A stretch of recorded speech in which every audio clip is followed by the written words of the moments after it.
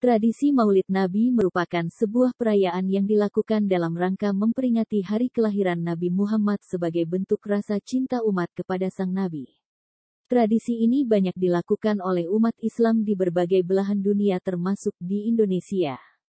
Berikut ini, 5 tradisi perayaan Maulid Nabi di Indonesia, yang berhasil kami rangkum.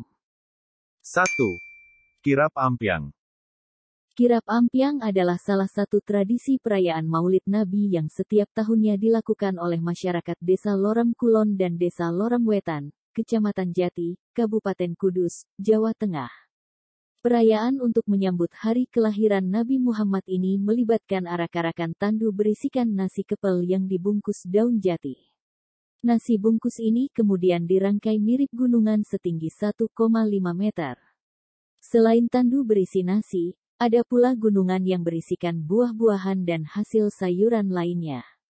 Nasi bungkus dalam ampyang berisi nasi lengkap dengan kerupuk dan sayur yang dibungkus daun jati. Sebelum tradisi tersebut dimulai, ratusan warga terlihat memadati jalan di sepanjang rute kirap untuk menyaksikan rombongan kirap yang diikuti berbagai institusi, lembaga pendidikan, musala, organisasi masyarakat dan kelompok usaha. Masing-masing peserta menampilkan sejumlah kesenian, seperti visualisasi tokoh-tokoh yang berjasa pada saat berdirinya Desa Loram Kulon serta visualisasi sejarah pendirian Masjid Wali et-Taqwa. Setelah sampai di Masjid Wali, tandu yang berisi nasi bungkus serta hasil bumi yang sebelumnya diarak keliling desa didoakan oleh ulama setempat, kemudian dibagikan kepada warga setempat untuk mendapatkan berkah. 2. Grebek Maulud. Yogyakarta dikenal sebagai kota yang punya beraneka ragam budaya, salah satunya tradisi Grebek Maulud. Tradisi ini dilakukan ketika hari besar agama Islam. Sebanyak 7 gunungan besar, yang berupa makanan, atau hasil bumi yang ditumpuk mengerucut menyerupai gunung, akan diarak melewati Keraton Yogyakarta hingga menuju Masjid Agung Kauman. Acara ini digagas oleh Sri Sultan Hamengkubuwono I, yang tujuan awalnya untuk menyebarkan agama Islam. Acara grebek dimulai pada pukul 9 waktu Indonesia Barat. Tradisi grebek Maulud dilakukan setiap tanggal 12 pada bulan Maulud, yang merupakan tanggal kelahiran Nabi Muhammad SAW. 7 gunungan dari dalam Keraton Yogyakarta dikawal 10 prajurit Brigade Keraton, 5 gunungan dibawa ke Masjid Gede Kauman, dan 2 gunungan lainnya dibawa ke Kepatihan dan Pura Pakualaman. Selanjutnya akan diperebutkan untuk siapa saja yang menonton. Banyak warga percaya jika mengambil hasil bumi dari gunungan tersebut akan mendapatkan berkah. 3. Penamat dulang, atau dulangan. Dulangan atau bedulangan adalah cara menjamu tamu undangan yang datang di acara syukuran masyarakat Lombok. Mereka selalu menggelar tradisi dulangan setiap Maulid Nabi menjelang.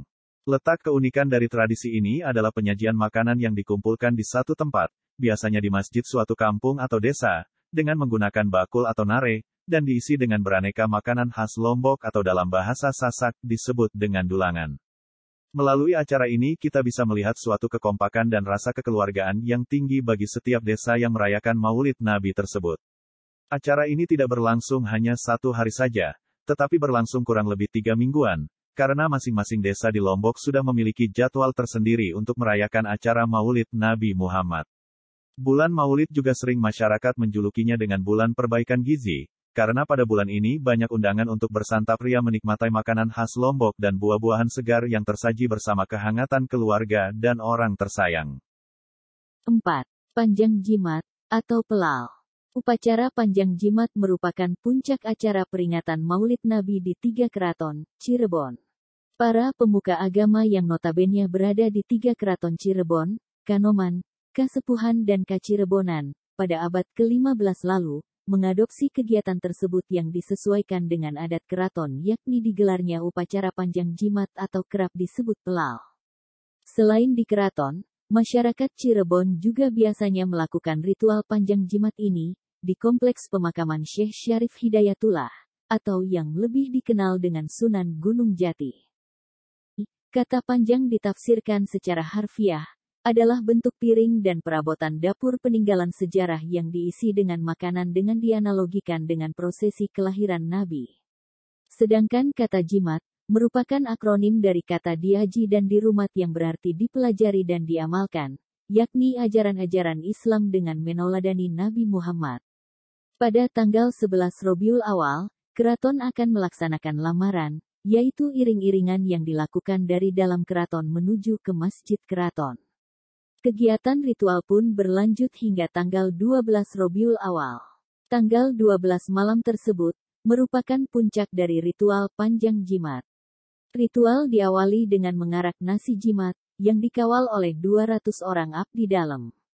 Para abdi dalam tersebut masing-masing membawa beberapa barang seperti lilin, jantungan, guci, juga baki. Semua barang yang dibawa dalam iring-iringan mempunyai maknanya masing-masing, yang tentu saja berkaitan dengan kelahiran seorang bayi. Iring-iringan tersebut berawal dari bangsal menuju ke langgar, atau masjid. Sesampainya di langgar, semua orang akan berkumpul, untuk bersama-sama membacakan doa-doa, serta pujian-pujian yang disebut barzanji. Selain nasi jimat, iring-iringan itu pun membawa piring-piring besar lainnya, yang berisi buah-buahan dan ikan asin. Nasi jimat, ikan, dan buah-buahan itu, nantinya akan disantap bersama dengan masyarakat yang hadir dalam upacara tersebut. 5. Bungo Lado. Sebuah tradisi untuk memeringati Maulid Nabi, momen kelahiran sosok agung dan mulia, pembawa risalah agama Islam. Tradisi ini hadir hampir di setiap korong dan nagari di Kabupaten Padang Pariaman. Secara etimologi, Bungo Lado berasal dari bahasa Minang. Bungo artinya bunga, lado artinya lada atau cabe. Secara denotasi bermakna bunga cabe. Tapi konotasi Bungo Lado ialah berarti pohon uang. Ya, ritus atau tradisi perayaan Maulid Nabi ini dilakukan dengan cara membuat semacam pohon hias, yang dihiasi oleh uang-uang kertas. Uang yang digunakan adalah iuran masyarakat. Tradisi ini merupakan salah satu euforia masyarakat menyambut hari lahirnya Nabi besar Muhammad. Ritus ini dikoordinir oleh Kapalo Mudo, atau Ketua Para Pemuda. Lazimnya dilakukan oleh Ketua Karang Taruna. Setelah uang terkumpul, Kapalo Mudo kemudian berkoordinasi dengan perwakilan masyarakat untuk mencari dan menghias ranting-ranting pohon dan mendekorasi pohon itu menjadi pohon uang. Ranting-ranting dihias dengan kertas warna dan ditempeli uang hasil sumbangan warga. Uang yang terkumpul bisa mencapai jutaan bahkan puluhan juta rupiah.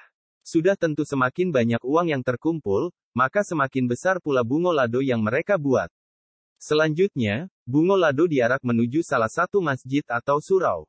Uang tersebut disumbangkan untuk surau guna menambah dana kegiatan keagamaan. Selain bungo lado, prosesi arakan juga disertai tersajinya makanan khas bernama jamba, yang dimasak oleh masyarakat desa.